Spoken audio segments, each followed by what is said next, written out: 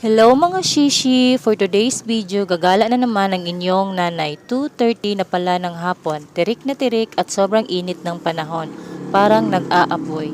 Pupunta pala ako sa school, alam nyo na, bahay, school, school, bahay ang ruta ko araw-araw.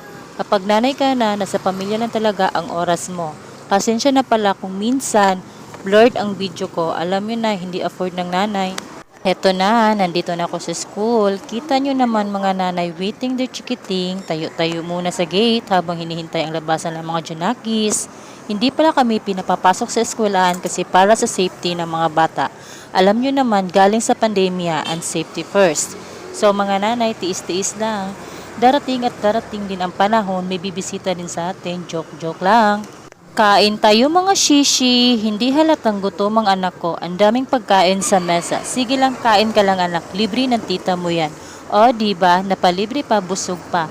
Heto na, magbabayaran na. Nang tanungin ko si kuya, ilan po lahat, na-shock ako sa sagot niya. Napatanong ulit ako sa sarili ko, bakit ang laki, ikunti lang kinain nila? Oh my God, ang mahal pala ng soft drinks. E di yun lang, speechless ang nanay. Pagkatapos sa kainan, dessert naman, napadaan kami sa lugar na ito. 7-Eleven, shoutout! Papasok pa lang kami, may biglang tumawag sa anak ko. Kuj! O, diba, followers, kaklase pala niya. Libot-libot sa loob para makapili kung anong bibilhin.